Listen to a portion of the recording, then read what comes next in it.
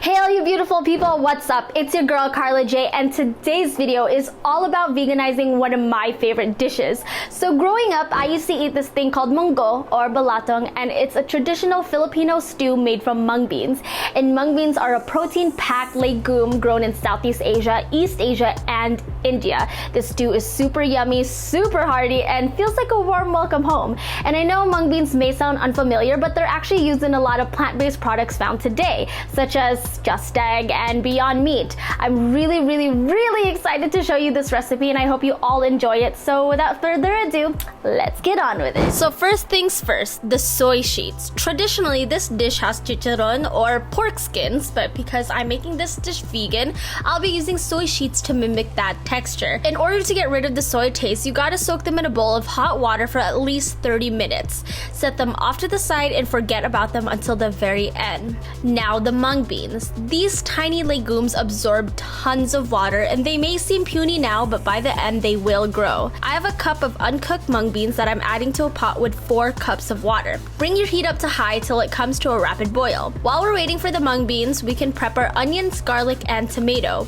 I'm using half a medium-sized onion, but feel free to add more or less depending on how much you like your onions. I also want to take this time to apologize for my lack of knife skills. Clearly, I need help in that department. Now mince up your garlic, and guys, get a garlic press. It is the most magical thing to have in a kitchen. Whenever you need to finely mince garlic, this little gadget will crush the ish out of it with ease.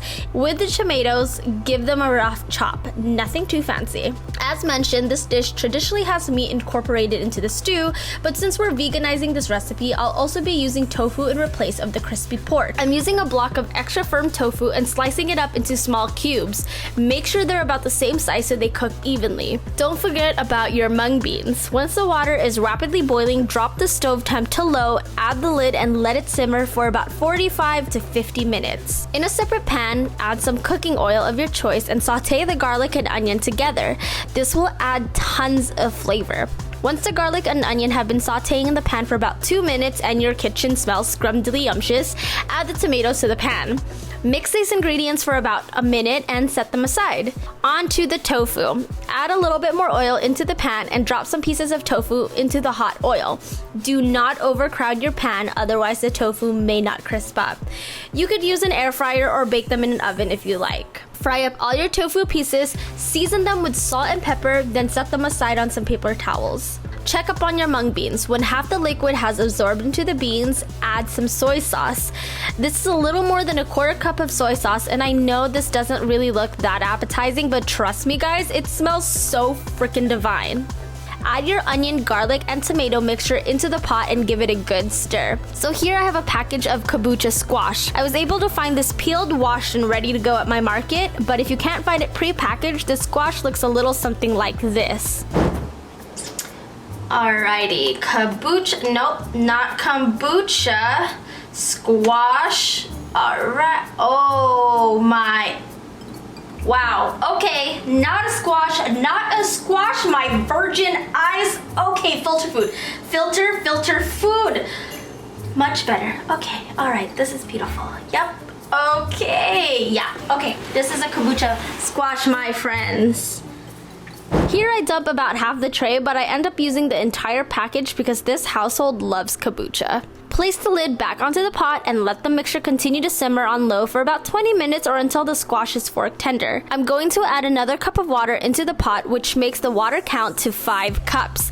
And I know this looks real liquidy, but trust me, the mung beans will continue to soak up all the liquid, and once we add all the other ingredients into the pot, it's just gonna get really thick, really yummy, and it's gonna turn into this beautiful, goopy, delicious treat.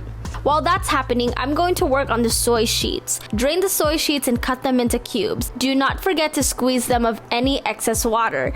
I use about 5 sheets in this recipe, and then I'm saving the rest for another day. Throw the soy sheets into the munggo and give it a stir, and this dish is almost done and smelling so wonderful. Next, I'm dumping a whole bunch of spinach, which may seem like a lot, but if you know spinach, then you know this will wilt down to almost nothing. And last, but certainly not least, add in the tofu. Stir that ish around and give your munggo a taste.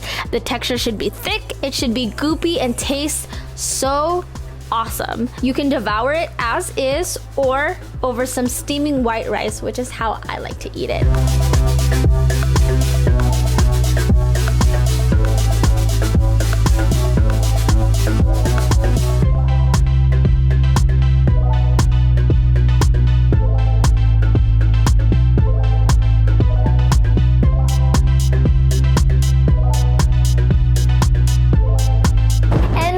Video, guys. A few simple steps, a little bit of your time, but all makes for a wonderful bowl of comfort food.